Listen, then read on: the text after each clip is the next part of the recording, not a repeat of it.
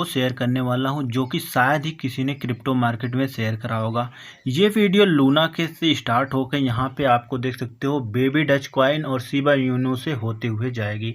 तो यहाँ पे शिबा इनू और बेबी डच कॉइन और लूना तीनों यहाँ पे इंक्लूड है, और क्या इसमें क्या फैक्टर हो सकते हैं वो भी मैं आपके साथ यहाँ पे शेयर करने वाला हूँ। इसका भी फैक्टर मैं आपके साथ सभी का यहाँ पे देखने वाला हूँ। प्राइस में क्या क्या डिफरेंट हो सकता है और आने वाले मार्केट में क्या बूम कर सकता है या नहीं कर सकता, सब कुछ मैं यहाँ पे आपके साथ शेयर करने वाला हूँ। तो सबसे पहले अगर आप यहाँ पे देखते हैं मार्केट में आते हैं तो पहली बात तो आप यहाँ पे ये मार्केट रिस्क से भरा हुआ है। आप इसमें पैसे लगाएं तो सोच समझ के लगाएं। जैसे कि मैंने ऊपर ही लिखा है market crypto market own risk own research ही पैसे लगाएं, अपने रिसर्च पे ही पैसे लगाएं। तो बाकी आप यहाँ पे देख सकते हो। बाकी लूना एक बार लगा चुका है चूना, ये आप भूल नहीं सकते, एक्चुअल में लोगों को लगा चुका है। जिसकी वैल्यू थी लगभग आपको यहाँ पे $75 या उससे ऊपर भी गई थी, तो इसके बाद आपको एकदम जीरो हो गया था। अब यहाँ पे दोबारा से ये आया है कॉइन, तो क्या हमें यहाँ पे बेनिफिट मिल सकते हैं, वही मैं आपके इस वीडियो में शेयर करने वाला हूँ।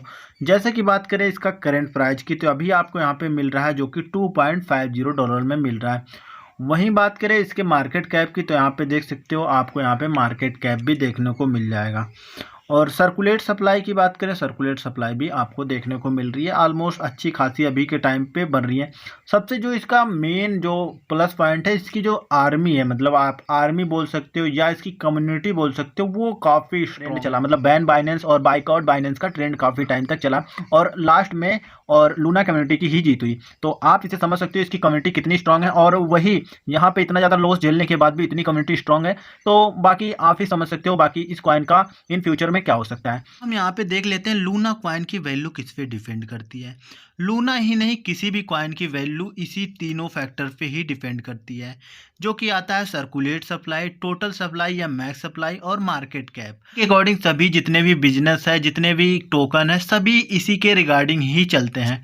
तो मैं आपको एक मैसेज के तौर पे बताने वाला हूँ, एक यहाँ पे एग्जांपल भी देने वाला हूँ।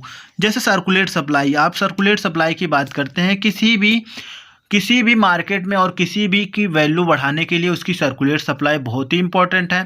मान लीजिए ये आपके पास है 10 पेन है और जिसकी वैल्यू है ₹1, और इस ₹1 की वैल्यू पे अगर एक भी नहीं सेल होता, एक भी सेल नहीं होता, तो कुछ ही टाइम बाद एक कंपनी है जो कि पेन बनाने वाली कंपनी है, ये पेन नहीं बनाएगी।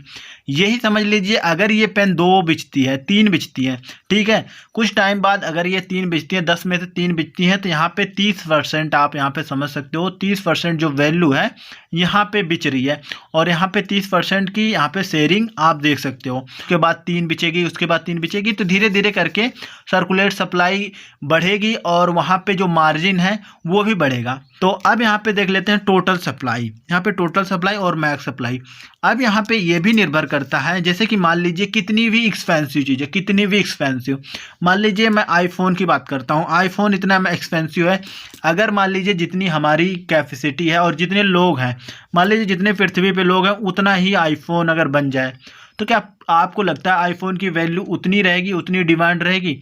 मेरे हिसाब से बिल्कुल ही ख़त्म हो जाएगी और उसकी वैल्यू ना के बराबर हो जाएगी और 2-2 रुपए के भाव में भी बिकने लगेगा। अगर मैक्स सप्लाई या टोटल सप्लाई ज़्यादा बढ़ाते हो तो उसकी ब्रांड वैल्यू कम होगी और उसका यहाँ पे जो प्राइस में डाउन होगा। अब यहाँ पे होता है मार्केट कैप। मार्केट कैप मतलब आप एक रेपुटेशन समझ सकते हो, जिसमें आपको होता है सर्कुलेट सप्लाई और प्राइस का यहाँ पे बिल्ड होता है, कॉम्बिनेशन चलता है। अब यहाँ पे मान लीजिए आईफोन की बात करता हूँ, आईफोन का एक रेपुटेशन हो चुका है, इसका प्राइस लिमिटेड रहेगा और सर्कुलेट इसका कितने लोगों तक है इसका भी लिमिटेड रहेगा, तो इसकी जो ब्रांड वैल्यू है हमेशा बनी रहेगी। तो यहाँ से आप समझ सकते हो मार्केट कैप भी एक ब्रांड वैल्यू की ही तरह काम करता है। तो यहाँ से आप समझ चुके होंगे यहाँ पे सर्कुलेट सप्लाई और टोटल सप्लाई और मार्केट सप्लाई के बारे में। अब यहाँ पे हम देख लेते हैं किसी भी कॉइन का फ्यूचर वैल्यू कैसे निकाल सकते हैं। किसी भी कॉइन का मैं बात कर रहा हूँ, यहाँ पे सिर्फ लूना कॉइन की बात नहीं कर रहा मैं, किसी भी कॉइन की वैल्यू कैसे निकाल सकते हैं। होता है कॉइन मार्केट कैप जो होता है, यहाँ पे किसी भी कॉइन का मार्केट कैप होता है उसकी ब्रांड वैल्यू होती है, ब्रांड वैल्यू होती है, ठीक है, इसकी ब्रांड वैल्यू होती है। और यहाँ पे ये जो होता है सर्कुलेट सप्लाई, यहाँ पे सेल्स सेल्स जो होता है, और यहाँ पे प्राइस तो आपको पता ही जो कि उसका करंट प्राइस चल रहा है, और करंट प्राइस भी इस पे ही निर्भर करता है। अगर ये बिचेगा नहीं तो ये बढ़ेगा नहीं, तो ये दोनों का ही डिपेंड चलता है, और इसका तभी यहाँ पे ब्रांड वैल्यू बढ़ेगी अगर ये दोनों अच्छे से फैक्टर वर्क करते हैं। तो आप यहाँ पे देख सकते हो मैंने एक मैथमेटिक फार्मूला लगाया है, market cap is equal to circulate supply multiply by current price. तो आप यहाँ पे देखोगे कि जो यहाँ पे मार्केट कैप मतलब ब्रांड वैल्यू, और यहाँ पे जो उसका सेल्स है और उसकी जो प्राइस है काफ़ी डिपेंड करती है। तो यहाँ पे आप देख सकते हो ये फार्मूला आपको काफ़ी वर्क करने वाला है इस प्रोसेस को समझाने के लिए।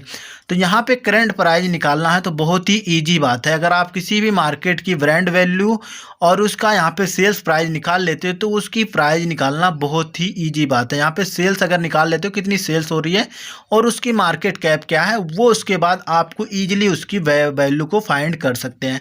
जैसे कि देख सकते हो यहाँ पे मार्केट कैप मैंने यहाँ पे रखा और उसके बाद यहाँ पे सर्कुलेट सप्लाई यहाँ पे मैंने डाल दी। आप यहाँ पे देख सकते हो, अगर गूगल पे भी देखना है, अगर आपको यहाँ पे कैलकुलेटर में भी देखना है तो देख सकते हो जो इसकी वैल्यू आ रही है ये आ रही है। मतलब आप यहाँ पे आपको देखेंगे कि यहाँ पे 2.5 होगे, थोड़ा सा आपको डिफरेंट देखने को मिलेगा। यहाँ पे जो इसकी वैल्यू है अभी के टाइम पे यहाँ पे $2.50 में दिख रही है, और यहाँ पे जो वैल्यू आई है यहाँ पे $2.52 में आई है। तो क्या ये वैल्यू एकदम एग्जैक्ट क्यों नहीं आई? तो मैं आपको बता दूं यहाँ पे क्या होता है कि यहाँ पे जो सर्कुलेट सप्लाई है, circulate supply up to down होती रहती है, इसमें लिमिटेड होता है, कभी ज़्यादा होता है, कभी अप तो कभी डाउन। तो ये इसी बेस पे रिकॉर्डिंग करता है, थोड़ा सा आपको इस भी समझना होगा। तो ये लगभग जो होता है एग्जैक्ट वैल्यू के ही नियरेस्ट आता है, हल्का फुल्का इधर हो सकता है, लेकिन आप इसको समझ चुके होंगे। अब यहाँ पे हम अगर यहाँ से नहीं समझ में आ रहा है तो मैं एक और यहाँ पे वैल्यू आपको दिखा देता हूँ। तो यहाँ पे देख सकते हैं किसी दूसरे कॉइन पे ये कैसे वर्क कर सकता है। यहाँ पे मैंने लिखा भी है, क्या सब पे ये वर्क कर सकता है? चलो देख लेते हैं। यहाँ पे अभी आपके यहाँ पे हम यहाँ पे शिबा इनू पे टेस्ट करते हैं। यहाँ पे देख लेते हैं, यहाँ पे coin market is equal to होता है यहाँ पे circulate supply multiply by price, यहाँ पे करंट प्राइस। तो यहाँ पे सर्कुलेट सप्लाई यहाँ पे देख सकते हो, यहाँ पे सर्कुलेट सप्लाई जो है यहाँ पे current price is equal to हो जाएगा यहाँ पे market cap by circulate supply. यहाँ पे देख सकते हो यहाँ पे इसका यहाँ पे मल्टीप्लाई बाई था, तो अब इधर आएगा तो यहाँ पे डिवाइड बाई हो जाएगा। ये थोड़ा सा फार्मूला है, मैथ का फार्मूला है, अगर आप ऐसे भी समझना चाहो तो समझ सकते हो। अगर इधर गुणा है तो इधर आके भाग हो जाएगा, तो आप इतना भी समझ सकते हो। तो अब यहाँ पे देख सकते हो करंट प्राइस अगर आपको निकालना है तो यहाँ पे आपको क्या रखना है, ब्रांड वैल्यू। यहाँ पे मैंने ब्रांड वैल्यू को मतलब मार्केट कैप, अब उसके बाद यहाँ पे इसकी सेल्स। तो यहाँ पे देख सकते हो इतने लोगों की यहाँ पे सेल्स आप देख सकते हो। तो उसके बाद यहाँ पे डिवाइड करेंगे तो ये वैल्यू आपको देखने को नहीं मिलेगी। अगर कैलकुलेटर में करेंगे तो ये वैल्यू आपको देखने को मिलेगी, लेकिन एग्जैक्ट वैल्यू यही आती है। तो कैसे आपको ये समझना पड़ेगा कि ये वैल्यू ये वैल्यू यही वैल्यू है। तो चलिए मैं आपको समझाने की कोशिश करता हूँ। सबसे पहले यहाँ पे दिया गया है माइनस, अगर आप यहाँ पे कैलकुलेटर करेंगे तो यही वैल्यू आपको देखने को मिलेगी। तो यहाँ पे क्या दिया गया है, माइनस। यहाँ पे दिया गया माइनस, यहाँ पे पहले आपको सभी जीरो डाल लेना है, 1 2 3 4 5 6, सॉरी 6 हो गया, यहाँ पे 5 ही डालना था। यहाँ पे -5 है ना, तो 1 2 3 4 5, यहाँ पे 5। अब उसके बाद जो संख्या है, संख्या क्या है, यहाँ पे एक संख्या आ रही है 1 1 1 3 7 1। तो अब इसके बाद क्या बोल रहा है, यहाँ पे एक पहले दशमलव के पहले 1 आया है, तो यहाँ पे 1 आया है। अगर दशमलव पहले 2 आता तो 2 जीरो के बाद यहाँ पे डॉट लगता। अगर 1 आ रहा है तो यहाँ पे 1 बे डॉट लगेगा।